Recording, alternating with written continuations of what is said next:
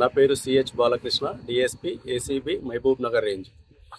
మాకు వచ్చిన ఫిర్యాదు పైన ఈరోజు కేసు నమోదు చేసుకొని ఈరోజు కంప్లైంట్తో పాటు ఇక్కడికి రావడం జరిగింది. కంప్లైంట్ రిలేటివ్కు సంబంధించి ట్రాన్స్ఫారం శాంక్షనింగ్ కోసం డీడీలు కట్టడం జరిగింది.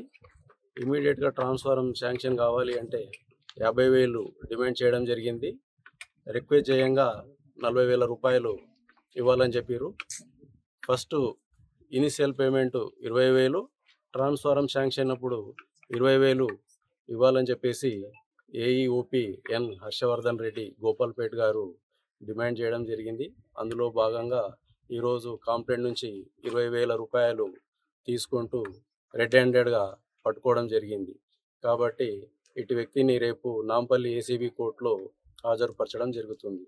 ఎవరైనా ప్రభుత్వ అధికారులు ప్రజల నుంచి లంచం డిమాండ్ చేసినట్లయితే ఏసీబీ టోల్ ఫ్రీ నంబర్ 1064 కానీ వాట్సాప్ నంబర్కు, మరి సోషల్ మీడియా ప్లాట్ఫామ్స్ అయినటువంటి ఫేస్బుక్, ట్విట్టర్లో ఫిర్యాదు చేస్తే వారి యొక్క వివరాలు గోప్యంగా ఉంచి సంబంధిత అధికారులపై విచారణ చేసి చర్యలు తీసుకోవడం జరుగుతుంది.